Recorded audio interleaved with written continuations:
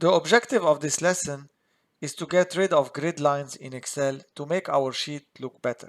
So as you can see here, I have some data in the Excel sheet, but I have the grid lines on, and it doesn't look very nice when you have this, and I know a lot of you keep those grid lines.